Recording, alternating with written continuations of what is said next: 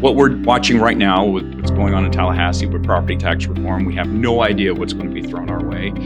But, in our seats, I'm sure your associations like mine, we don't take positions on policy. If whatever direction they go, we're going to adapt and overcome. Absolutely. And as an individual property owner, it sounds great, right? To Sure. not pay property taxes.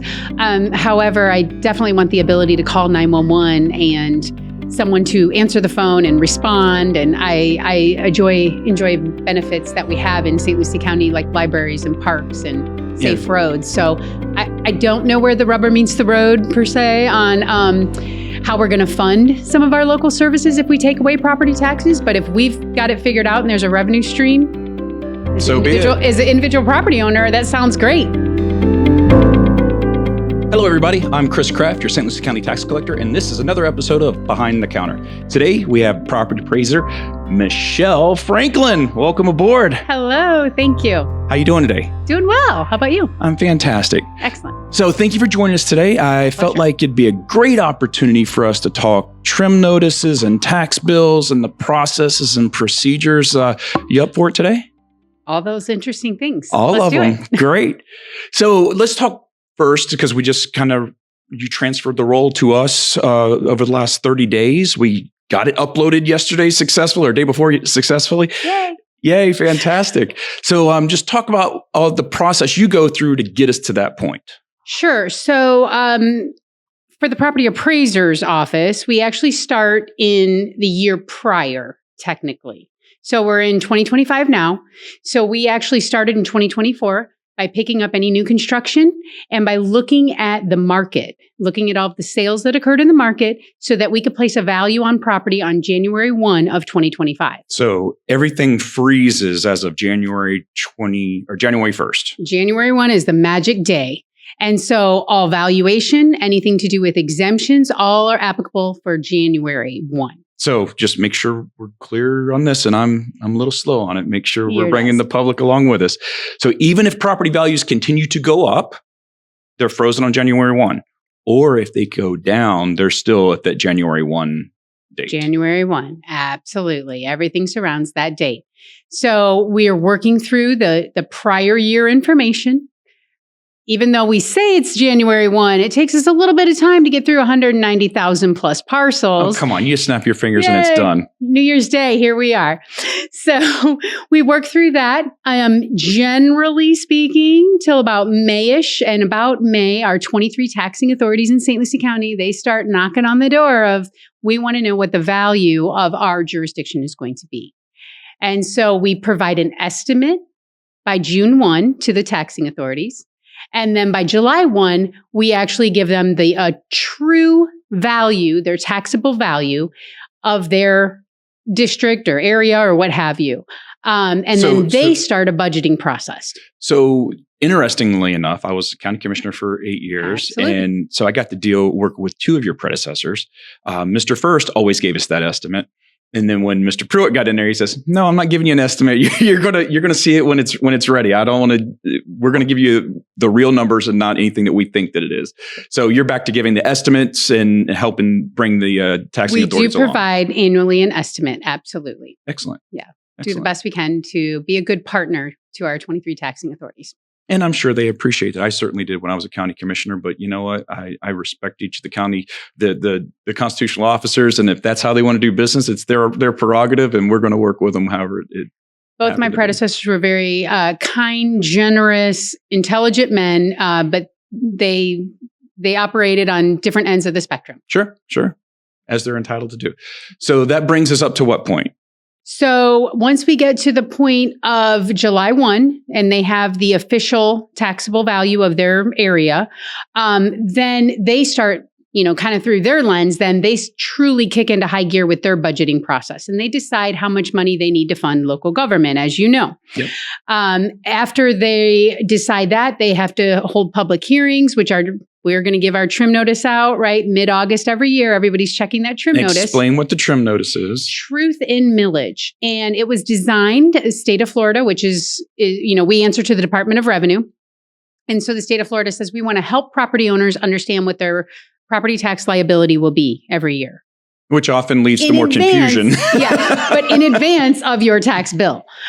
So we send out that trim notice usually mid-August, August 15th. I always tell people that's a good date to circle their calendar. If they haven't seen it yet, be watching, or they can always get it online throughout the year, paslc.gov. It's up all year long. And so then you're going to review that in theory as an individual property owner. You're going to review that. Not only is it going to have your market value and any exemptions that you may have on that property, but it also is going to let you know when the budget hearings are going to take place for those taxing authorities that your property taxes fund. Right. So even though we have 23 in the county, each individual property owner isn't going to pay taxes to all 23 taxing authorities. Excellent. And it's interesting too, because the county's budgeting process actually starts in January. They start looking at, capital improvement projects and all that stuff. And then they go through their process more heavily in July. I think it's when you go before them for your approval for your budget is in July? My budget is approved by the Department of Revenue. So I answer to the state of Florida. That's fantastic. Yeah. You and me both.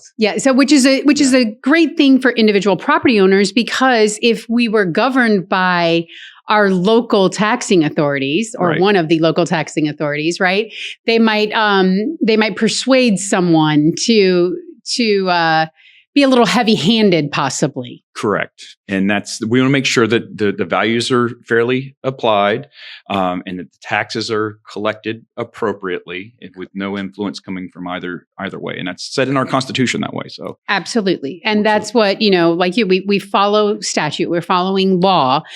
We don't have those decision-making abilities. This is what the law says, and we administer that. So on the trim notice, you have last year's value. You have this year's value that is derived from the sales that occurred of like properties last year. So we're constantly working in 3 years. Yes. Yeah.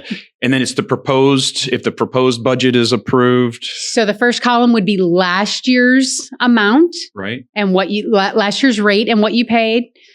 The rollback, which we kind of skip that middle column because that generally doesn't apply. We did it once while I was on the board. Yeah, I was going to say it's happened a couple of times over the last 20 some years. So rollback for the public, so they understand, that means that the county, not the county, just any taxing district. That the taxes that are collected will be the same as the taxes collected the previous year, not the same rate. So in some cases, the rate would go up, or if the values went down, or they would go down if the values went up. So. And that's where we get personally, the property appraiser's office gets a lot of heat right now because they're like, oh, well, the value went up. You want more money. I always tell people we don't have a dog in the fight of more money. We're independent of that. All our jobs to do is to value correctly. So we're mirroring the market from the prior year. Got it. And what we're watching right now with what's going on in Tallahassee with property tax reform, we have no idea what's going to be thrown our way.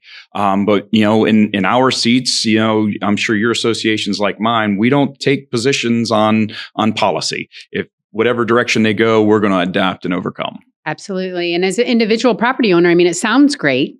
Right? To not pay property taxes.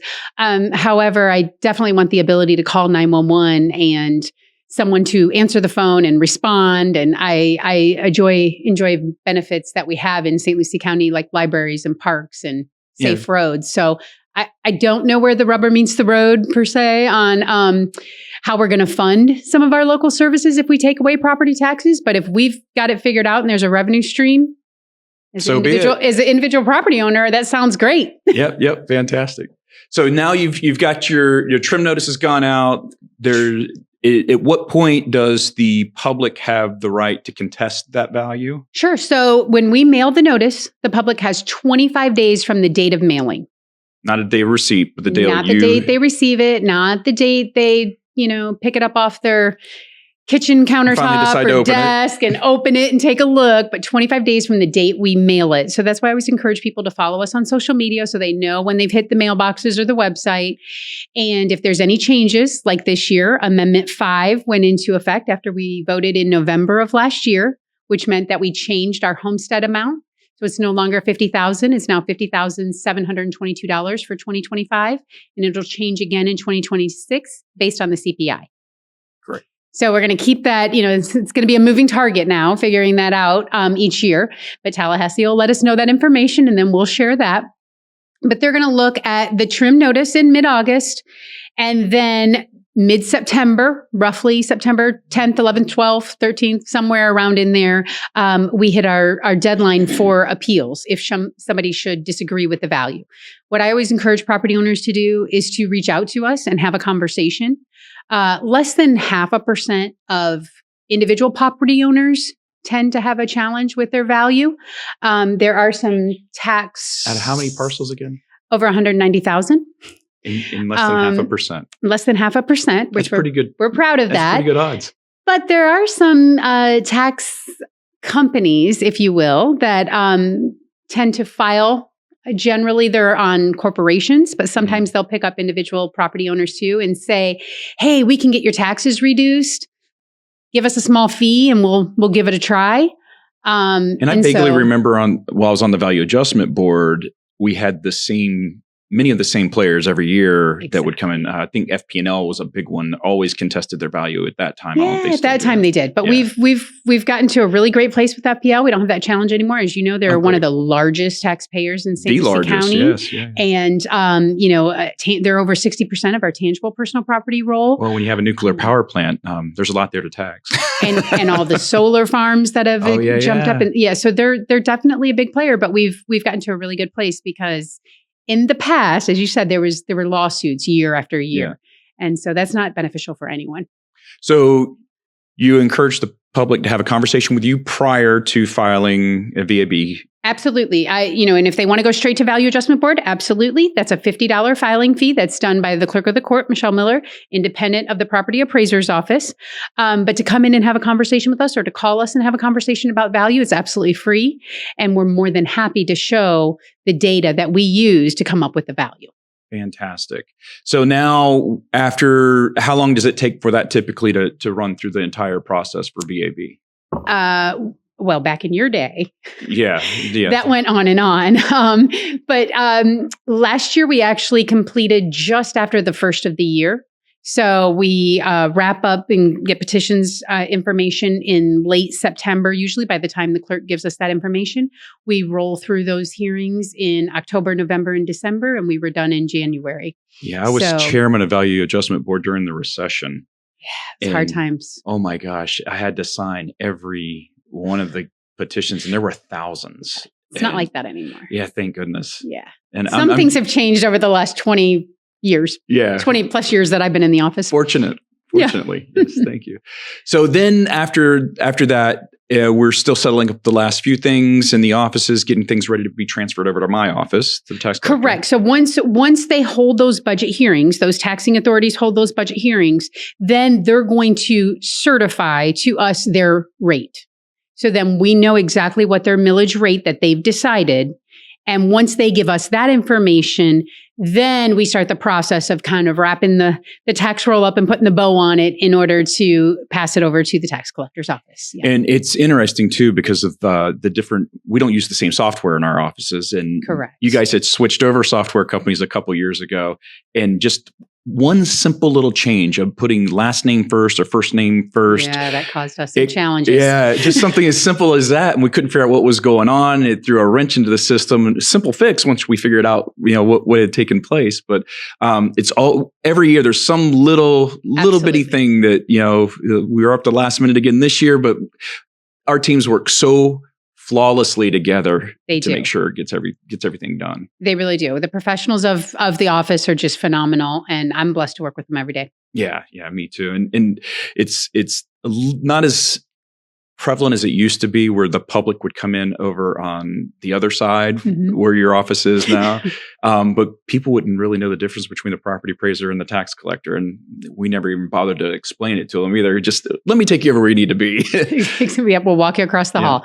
Yeah. So we got the roll uploaded, and on October 1st, it was available, and we mailed it out to everybody. It was on our website. We usually try to get it up the night before, but we were unable to this year. But it went up on October 1st this year. And as of November 1st is when everyone's taxes they're not due then, but you get a 4% discount. So you get 4% in November, 3% in December, and then it goes down till we get to April when it's actually delinquent on April 1st. So try and pay early, take advantage of the 4% discount. And I think that's just about where we are with the process at now. Look at how quickly it goes. Yeah. And now we're on to next year. And you are already working on next year. Yes, as you know, we officially moved, and we're officially in 2026 in the property appraiser's office. So yeah, it won't be long, and we'll be giving you the next role. It seems like it's overnight. There's not much of a respite in between there. I think that means we're getting older. As quietly as I can say older. that. Okay. So Michelle, is there anything else you'd like to make the public aware of? I did the pitch to follow on social media. As you said, that there's probably going to be something that happens with property taxes, and that is the first place that we communicate any possible changes or anything on the ballot that may come up. And so I would just say to keep an ear out there.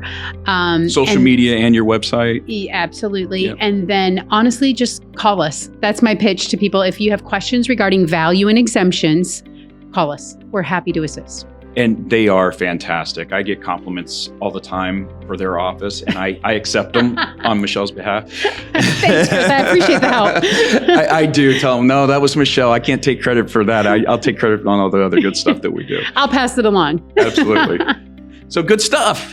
Just want to say thank you to everyone in the public. Thank you for tuning in for another edition of Behind the Counter with me, Chris Kraft, your St. Louis County Tax Collector, and our guest today, Michelle Franklin. Have a wonderful day.